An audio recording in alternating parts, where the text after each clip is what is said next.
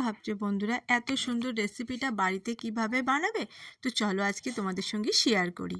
বন্ধুরা, বাড়িতে যদি একটা সিদ্ধ ভালো থাকে তাহলে কিন্তু এত সুন্দর চটপটাটা স্ন্যাক্স কিন্তু খুব সহজেই তোমরা বানিয়ে নিতে পারো। আমি কিন্তু সব সময় বাড়িতে যখনই ভাত হয় একটা করে আলু সিদ্ধ দিয়েই রাখি, যাতে ঝটপট কিছু না কিছু বানিয়ে নেওয়া যায়। তো দেখো, সামান্য একটা আলু দিয়ে কিন্তু এত সুন্দর চটপটা স্ন্যাক্স বানিয়ে নেওয়া যায়। আর এটা যদি টমেটোর সস বা টমেটোর চাটনি দিয়ে খাও তাহলে সন্ধ্যেটা পুরো জমে ক্ষীর হয়ে যাবে। তো কিভাবে বানিয়েছি চলো আজকে তোমাদের সঙ্গে শেয়ার করছি।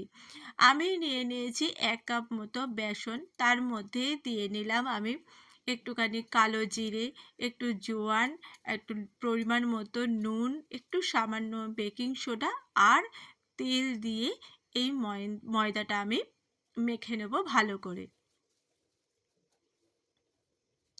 বন্ধুরা, আমার এই রেসিপিগুলো তোমাদের কেমন লাগছে অবশ্যই একটু কমেন্ট সেকশানে জানিয়ে যেও।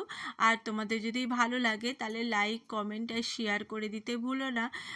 আর তোমরা যদি আমার ইউটিউব থেকে আমার এই ভিডিওটা দেখো আর যদি আমার রেসিপিগুলো তোমাদের ভালো লাগে তাহলে একটু সাবস্ক্রাইব করে দিও আর একটা লাইক অবশ্যই দিও, কারণ তোমাদের একটা লাইক আমাকে আরও সুন্দর সুন্দর ভিডিও বানানোর উৎসাহ যোগাবে। তো দেখো, আমি ময়দাটা মেখে দিয়েছি আর সামান্য একটু তেল দিয়ে এটা রেস্টে রেখে দিয়েছি। আর এদিকে গ্যাসে আমি কড়াই বসিয়ে নিয়েছি, তার মধ্যে আমি দিয়ে দিয়েছি কুচনো শুকনো লঙ্কা, দিলাম গোটা ধনে, গোটা জিরে আর গোলমরিচ, গোটা গোলমরিচ এই দিয়ে ভালো করে ভেজে নিয়ে আমি হামানদিস্তায় এটাকে গুঁড়ো করে নিয়েছি। মানে ঠিক এইভাবেই গুঁড়ো গুঁড়ো হবে, একদম টোটাল গুঁড়ো হবে না, এরামই থাকবে। আর এই যে বললাম, আমি আলু সিদ্ধ করে রেখেছিলাম, সেই আলু সিদ্ধর মধ্যে সে আলুটাকে ভালো করে গ্রেট করে নিয়ে এর মধ্যে কুচনো লঙ্কা, সেই মশলাটা, আদা কুচি, রসুন কুচি আর ধনেপাতা কুচি দিয়ে নিয়েছি। এর সঙ্গে দিয়ে দিয়েছি আমি হলুদ গুঁড়ো, কাশ্মীরি লঙ্কার গুঁড়ো, দিয়ে দিয়েছিলাম চাট মশলা। চাট মশলাটা তোমরা দেবে, দিলে আরও সুন্দর টেস্ট হয়। আর দিয়ে দিলাম পরিমাণ মতো নুন। আর সবথেকে ইম্পর্টেন্ট যেটা সেটা হলো বেসন। তোমরা বেসনও দিতে পারো বা কর্নফ্লাওয়ারও দিতে পারো, তাহলে কি হবে, এই আলুটা ছেড়ে ছেড়ে যাবে না, একটা আঁটো সাঁটো ব্যাপারটা থাকবে। তো আমার আলুটা মাখা হয়ে গেছে, এইবারে আমি সেই ময়দাটাকে দুটো ডো বানিয়ে নিয়েছি। এরপরে আমি এটাকে ভালো করে একটা রুটির আকারে বেলে নেব। আমি এটা তেল দিয়ে বেলছি, তোমরা আর ময়দা দিয়েও বেলে নিতে পারো, কোনো অসুবিধা নেই। তো দেখো, আমি বেলা হয়ে গেছে একটা, আর একটাও বেলতে হবে আমাকে।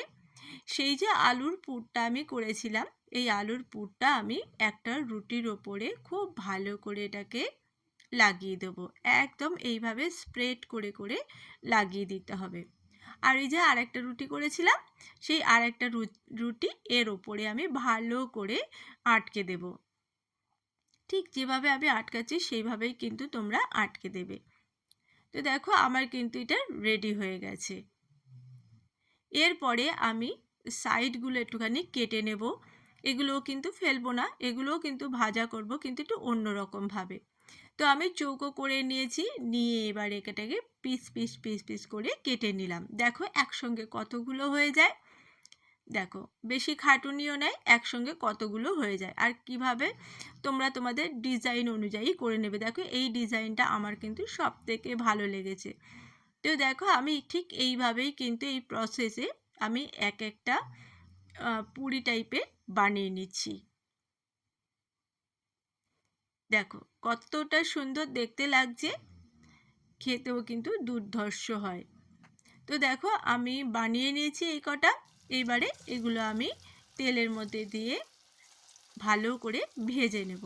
আর আঁচটা থাকবে কিন্তু একটু মিডিয়ামভাবে, নাহলে কী হবে, ওপরটা তোমার ভাজা হয়ে যাবে, ভেতরটা কিন্তু অতটাও মচমচে হবে না।